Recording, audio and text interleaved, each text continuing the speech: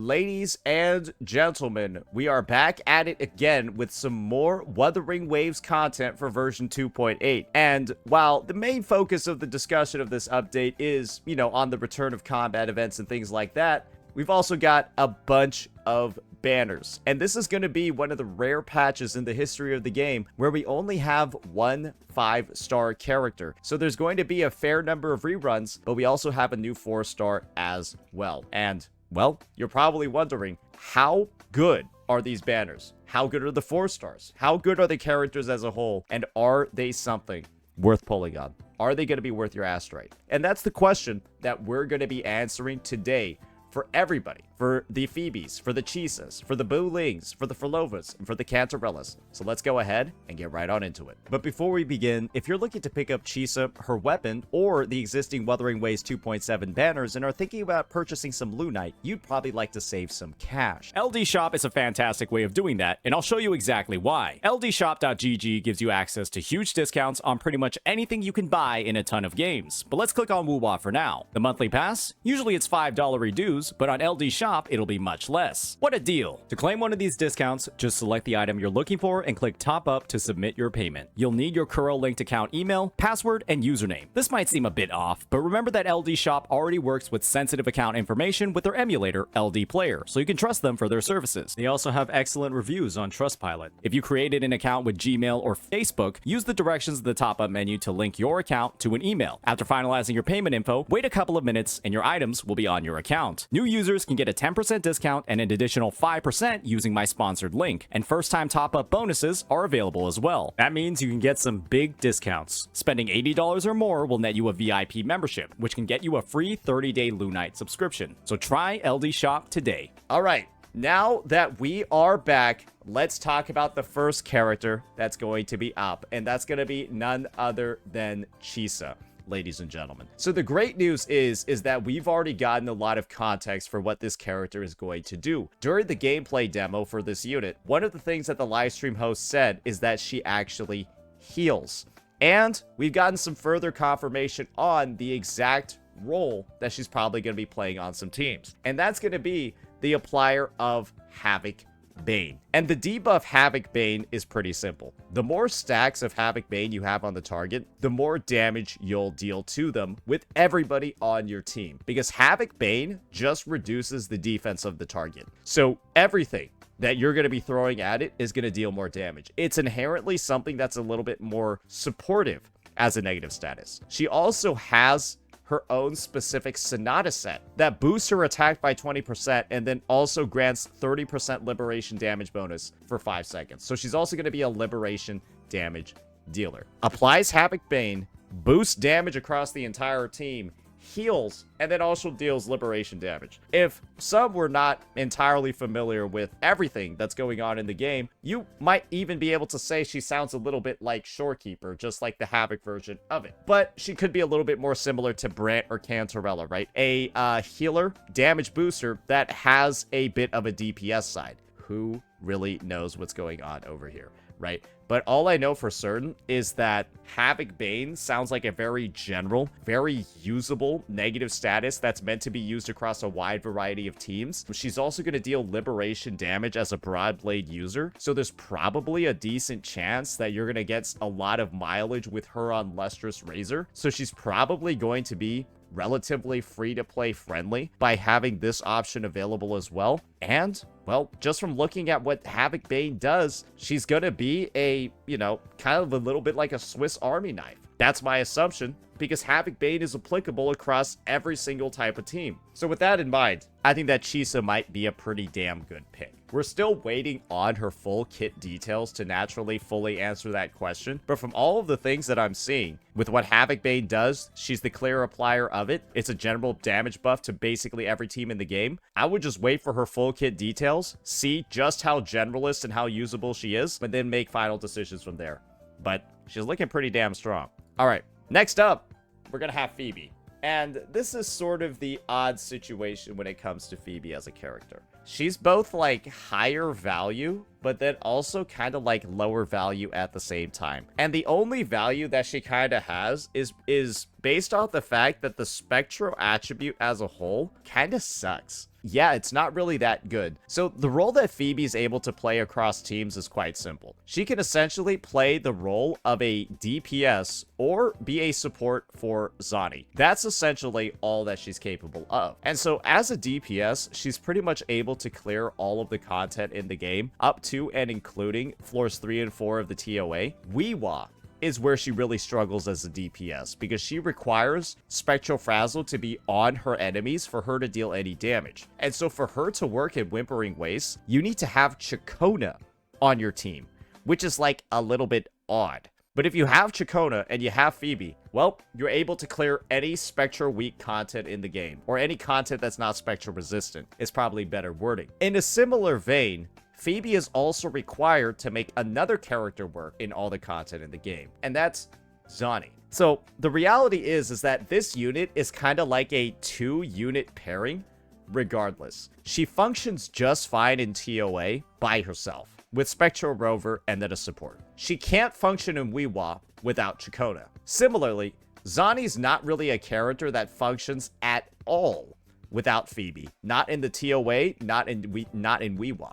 So she kind of needs TOA for both game modes. And so the pull value is really simple. If you have Zani without Phoebe, pull Phoebe or you're going to be really sad. If you don't have Zani and you don't have Phoebe, you might want to just pull Phoebe to have Spectro coverage. But then you won't really have coverage in Wuthering Waves for Spectro. But it's not like any of the existing Spectro options in the game are that great in Wuthering Waves either without a good partner. Zani's pretty good in Wuthering Waves, but it's only if she has Phoebe. So the end result is that Spectro as a whole is just not really that great unless you have Zani or Phoebe. Then Spectro's okay, but then that's kind of really expensive. However, you can also make do with Phoebe and Chakona. And so this is kind of like another edge case scenario. If you've like built out the Cartithia Chakona team and you have no Spectral characters, Phoebe's probably going to be the highest value unit, because then you'll have Chakona to make her work in Wuthering Waves. And then you won't need to pull Zani, you won't need to pull any other units to have full coverage in all the game modes. So I think that's something that you can do, and that's something that actually makes a decent amount of sense. I think I've listed out all the various possibilities when it comes to your pull circumstances for Phoebe. I don't think I need to theory craft any more of them. All I'll say is that she's relatively high value, just higher value in some other situations, and she's needed for the best Spectro teams in the game, which is without a doubt Zani Phoebe.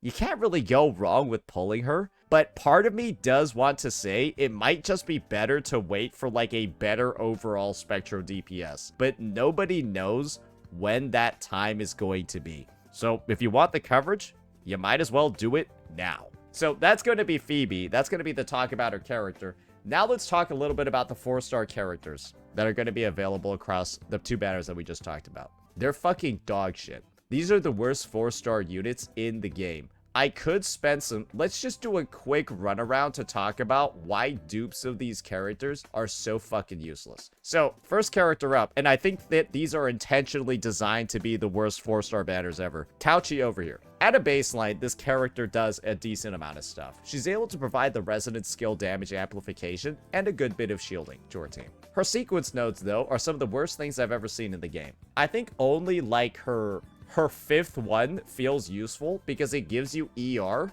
but then every single other one boosts like her personal damage, and she has no personal damage anyway, so they all feel useless. She's a good character to have, but her dupes are completely, utterly, absolutely garbage. They're complete fucking garbage, and that's just something to keep in mind. Having one copy is good, having more doesn't do anything at all. Then we got Yan Wu. This character literally doesn't do anything. All he did was serve a minor role in version 1.1 to play a very budget Jinsei team, but nowadays, he has absolutely no viability on any team on the roster. He's just dog shit. He does no damage. He provides a little bit of sustain, but like, and he was like sort of useful when there weren't any sustains at all. That's not the case anymore. He's trash. And now you got Alto. This character suffers similarly to Tao Chi. where all of his sequence nodes are, again, focused on his personal damage. And instead of having a 20% attack buff to the entire team, like the rest of the good 4-stars, this guy has this weird shit where, like, he sort of increases crit rate by 8%, and then, like, he sort of... This is my favorite part. When Alto's heavy attack passes through the Gate of Quandary, the damage dealt is additionally increased by 50%. So you're like, wow, that sounds like it's going to be really strong. He's going to gain a 50% attack buff on his ability, or his ability is going to deal 50% more damage. This is the scaling on his heavy attack. You see that? You see the aim shot damage? 35.79%. Fully charged, it's 80.52. So he's going to get a 50% damage increase on that. That's his S6. Or that's part of the power budget of his S6. He gains a 50% damage increase on that charged shot. Garbage. Disgusting. Unusable. And those are kind words that I'm using to describe him there. So, yeah, not looking too good on that front. Now, we got a little bit of a weapon breakdown. So, first one up is going to be Kumo Kiri, the special signature for Chisa. My take on this would be just wait to see how well Chisa actually looks and how well she actually works with the standard Broadblade. This is what I talked about before. She's clearly a liberation scaler. Just wait and see how she actually does with this thing first before deciding to go ahead and heavily invest in her weapon. Right. And then also wait to see what her weapon effect is to see if it's even comparable to this thing. Because this is already going to give her ER. And then it's also going to give liberation damage bonus. And it could be that ER is a really important stat for a character that heals. You might want 130% or more consistently. So, yeah, something to keep in mind. Next up, after that, we're of course going to have Luminous Hymn. And this is, in my opinion, it is one of the most unnecessary weapons in the game. I really don't think you need this thing. It essentially gives you very small basic attack and heavy attack damage bonuses. You can just use String Master instead if you're using it for this half. And then the second part, casting Outro Skill amplifies Spectral Frazzle damage on the targets. It's okay, but the reality of it is that Phoebe as a character herself already gives Spectral Frazzle damage amplification in Confession mode. She gives 100% as a character. And then her weapon's giving an additional 30, but that additional 30 doesn't really do that much when you already have 100. And in the case of being Zani, you actually already have 150 if you have Zani's weapon. So Zani's weapon plus Phoebe is 150% Spectral Frazzle damage amp. Phoebe's weapon takes that 150 to 130. And so my take is that it's one of the most unnecessary ones because you're adding so much additional amp and it's diluted as a stat. So it looks better on paper than it actually is in practice. And you could honestly make do not using it. I have it. I've also taken it off, replaced it with a Concerto weapon instead, and it's not really that much of a difference. Damage does go down, but it's not like I'm losing a shit ton. So that's just something to keep in mind. I think Phoebe as a character for Zani teams is way more valuable than her weapon. I think most people could say that. All right, now let's talk about the 4-star weapons. These are all also dog shit. Yes, ladies and gentlemen, let's just do a bit of a quick breakdown for why these are some of the worst 4-star weapons that can be available in the game. All right, the first one up, we're going to be talking about Helios Cleaver. Just use literally almost anything else. This thing is like so ass, it like stacks up and then the stacks disappear. I guess it technically is fine because it stacks up during a rotation and it should disappear when you're off field. But even at max stat, like, look at the base stats on this thing. That's 412 attack. That's non-existent, bro. You're going to be dealing no damage with this thing. And the next weapon is going to be, it's not terrible, but it's not anything to write home about either. It's going to be Fusion Accretion. This one basically gives you ER, and you can theoretically put this on your Varina instead of, like, regular ER. If this is like R5, it can like take the spot of like an ER rectifier you're using before, but you just want variation instead anyway, so it doesn't really even matter. So this thing kind of ends up being absolutely completely useless in most contexts, but I guess you can technically do like a DPS Varina or something with it. And the last weapon is going to be none other than, where is it? Commando of Conviction. This thing is the commando of ass, bro. This thing straight up Increase attack by 30% on 400 tall base attack. It's just so bad, bro. Don't even try. Just use EOG. Literally just use EOG. I've already given you an alternative for all those weapons. Healy's Cleaver, just use anything else. It's dog shit. Nothing else to really say. Nothing else to really say. Some of those 4-star weapons are so bad, you should just use them as EXP fodder. I'm not even joking. Now let's move on to the second half characters.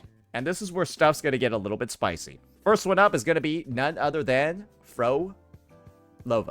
So my take over here is that Phrolova is probably one of the highest value characters in the game. She might actually be the highest value character in the game because of the fact that A, she has a shit ton of free-to-play teams, but she also has premium teams. And she gets stronger the longer the fight goes on. And boy, oh boy, the fights have gotten pretty long in the Tower of Diversity with the new floors that have been added in. And Weewa's always been long. So this character can work with Dan Jin and Havoc Rover in free-to-play lineups, and it works just fine. And then she can get her Giga Premium option by going ahead and pairing herself up with Chuyan, or, sorry, it's probably Chuyan and Cantarella. And so she's got a Giga Premium team over here, as well as strong free-to-play ones. If that wasn't enough at a baseline, she also has a very, very strong signature that you can decide to work with, or she just works absolutely fine on more budget options like Stringmaster, because you're using Stringmaster on literally everybody else in the game. She also has one of the strongest Sonata sets in the game that just gives her 20% fucking crit rate for existing, and she's incredibly easy to build as a result of that. I mean, it's just, the character is incredibly good, right? The character is incredibly strong. I might have an incredibly good build on her, but I can just see at a baseline, yes, she's meant to be a very accessible option for a lot of players, and she is also one of the ones that scales the best with sequence nodes too, because her S2 is absolutely disgusting with the amount of damage that it actually provides for her and her rotation. She might have the strongest S2 in the game. She's also fun to play as well. So yeah, she synergizes with Chuyan, she synergizes with Cantarella, she synergizes with free-to-play Havoc units. She's just a very high value unit overall. And I would just say, if you haven't picked her up yet, she might be worth going for. But in a similar vein, you already have Havoc Rover for free. You might actually already have Camellia. You might already have the Havoc element just covered as a whole. And so if that's what the situation is, well, then maybe you don't want to pull her, right? That might also just be something that occurs. But if you have done something like pulled Chuyan and maybe pulled Galbrena and you don't have Phrolova yet, well, Frolova's going to be one of the best possible picks that you can make, especially if you already have this character. But that would require you to have pulled this guy. So yeah, that's just a cool little bit over there. I might sound like I'm shilling this character, but she's really just that good. And now let's talk about the other second half unit that's going to be in this update. And, well, this one's probably going to make a good bit of sense. We've got Frolova's best partner. We're going to have Cantarella. But this is kind of like the complicated situation when it comes to Phrolova and Cantarella. You should only be pulling this character if you have Phrolova.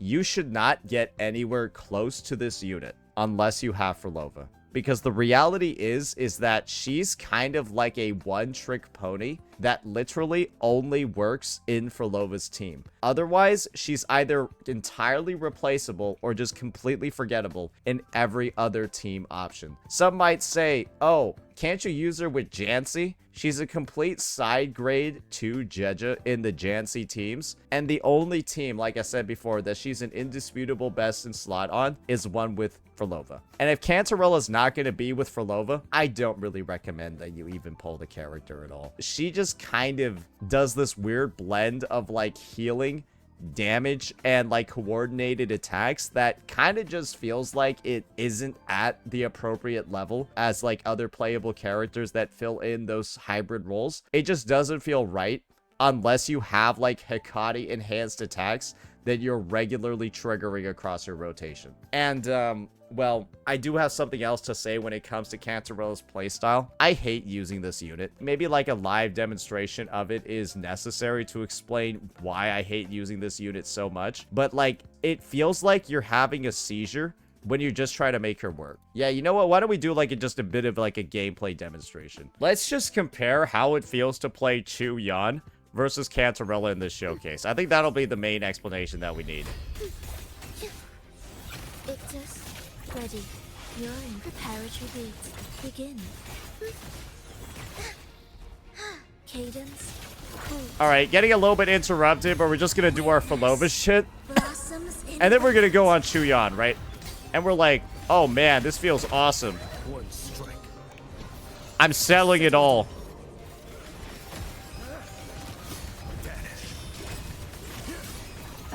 And then you go on to Cantarella, right? And you're just like, alright, what am I doing? What's going on? What am I even pressing?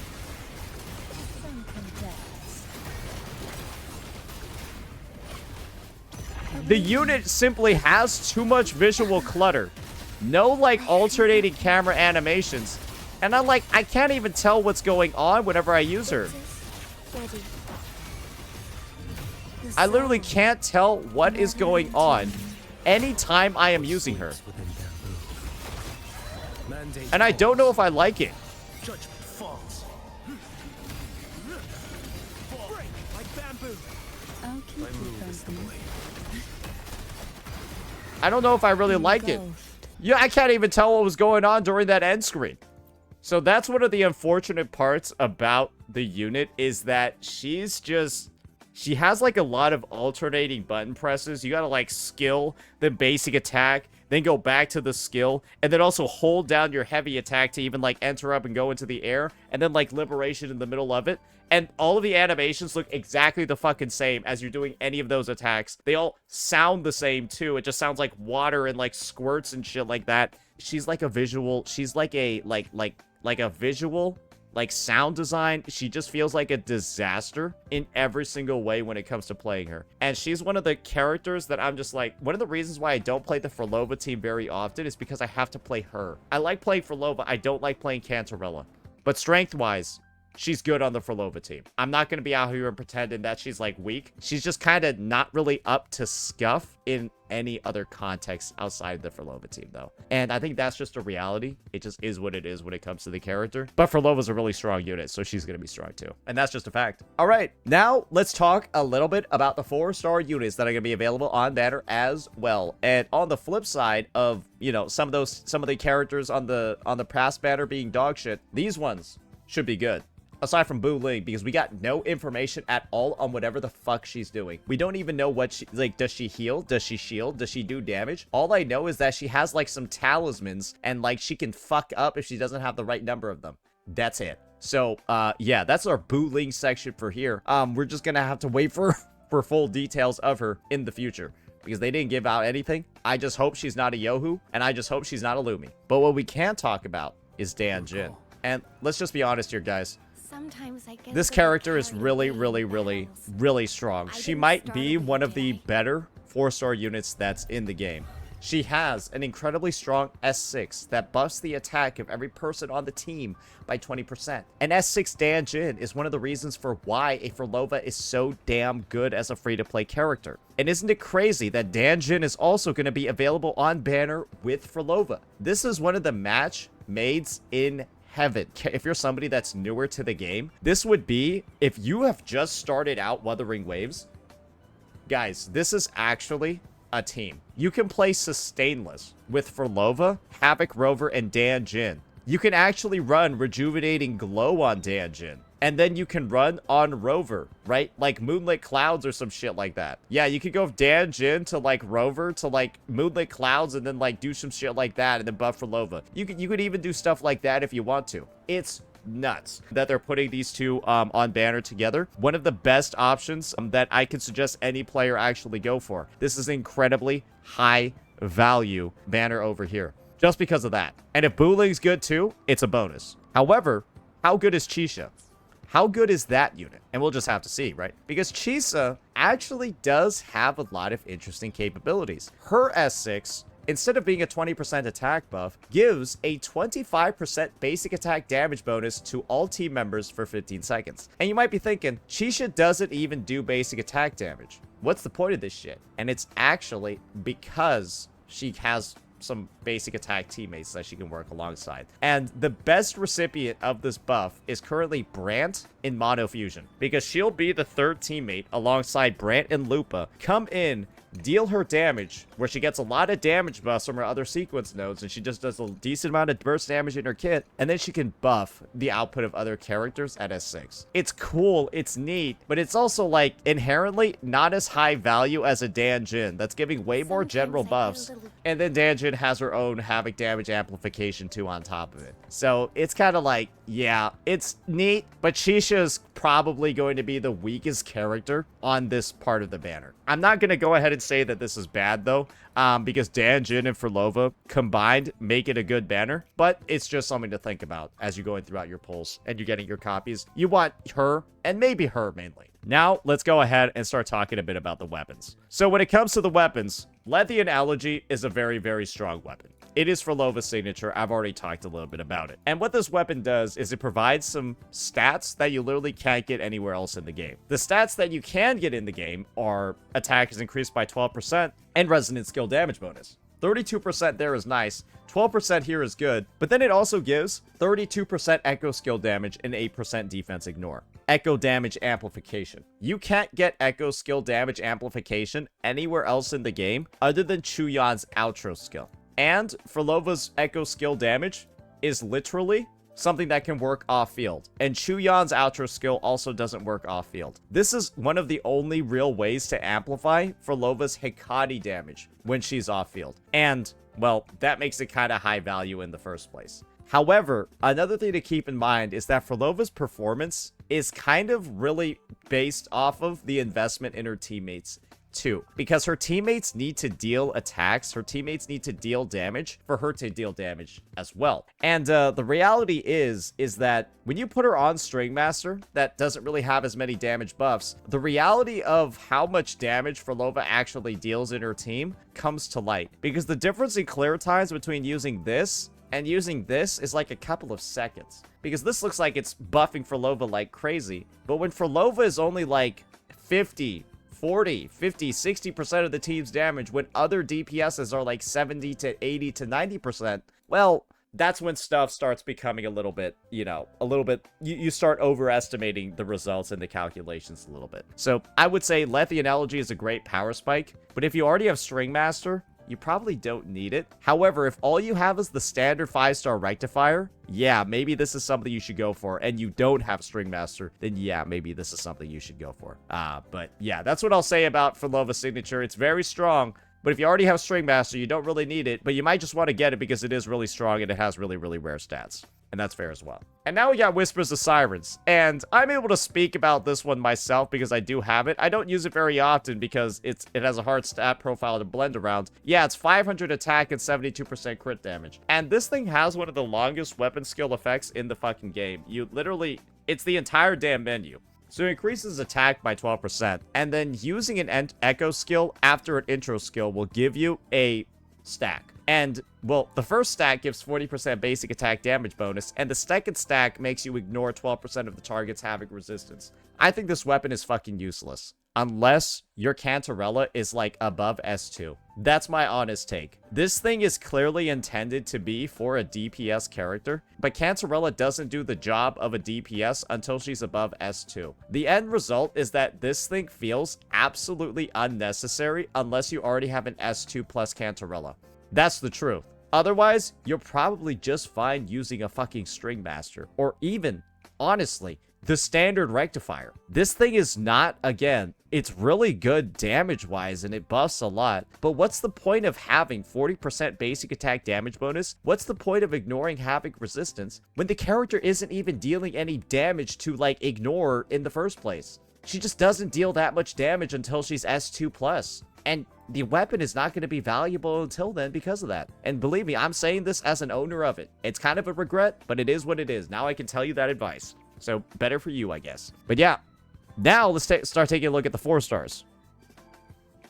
You're probably going to be able to understand where this discussion's already going. So let's just nip this one in the bud. All right, let's take a look at these weapons, boys. So first one up is going to be Jinzhou Keeper. Oh, this thing is fucking dog ass. So, Jinzhou Keeper has the unfortunate privilege of being the only free-to-play damage rectifier in the game. And boy, is this thing fucking bad. It has dog shit base attack, literally 387, and then it's, at R5, its ability is, increase attack by 16% and HP by 20%. That's its R5 weapon effect. This thing is so bad, it's actually criminal. And so I don't really think I need to explain to you why this thing is fucking dog shit. Just look at the effect. R5, 16% attack. This thing almost feels like you don't even have a weapon to use in the first place. Next weapon is going to be Celestial Spiral. I don't know any users in the game for this thing. Yeah, this thing gives you resonance energy and a small attack increase. And it has like, I guess like a okay base attack at 462. But this thing is some dog ass, bro. It's also just, it's just bad. And now the last weapon, I believe that this is Lunar Cutter. Bro, what is this shit? Equipped Resonator gains 6 stacks of Oath. Each stack increases attack by 4%. Ooh. So we get 24% attack, but then we start losing it as the rotation goes on. It's ass. These are all dog shit. This is like both some of the best and worst banners ever. Phase 1. 4-star units. Dog shit. The worst I've ever seen. Literally the worst 4-star units I've ever seen. But Chisa's probably a good character.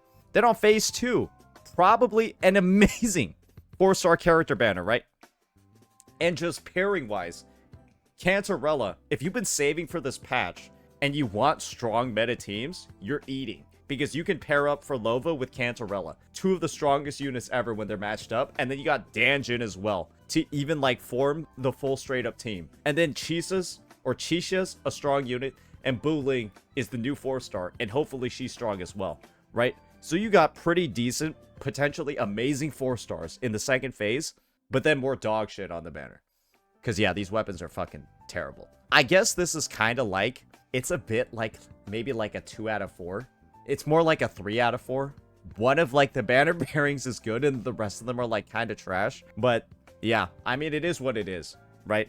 And I think that there's enough good stuff in this version. But I think Kuro is also cognizant of the fact that there's probably going to be a lot of savers for 3.0 and the new 3.0 units that are coming out. Because they're probably going to have 2 of them in that next version. But I would say having Cantarella, having Phrolova is like a nice little cry out for the last little bits of Astrite that people might be having. And the reality is that Chisa might be one of the best general purpose characters in the game. We'll just have to see though, but having Bane is looking a little bit promising. But yeah, I'll just say overall, pretty decent banners this time around. Not anything that's going to like absolutely blow somebody's socks off. But I'm not going to go ahead and say that it's dog shit either. So, yeah, that's going to be our banner coverage. That's going to be our banner review for version 2.8.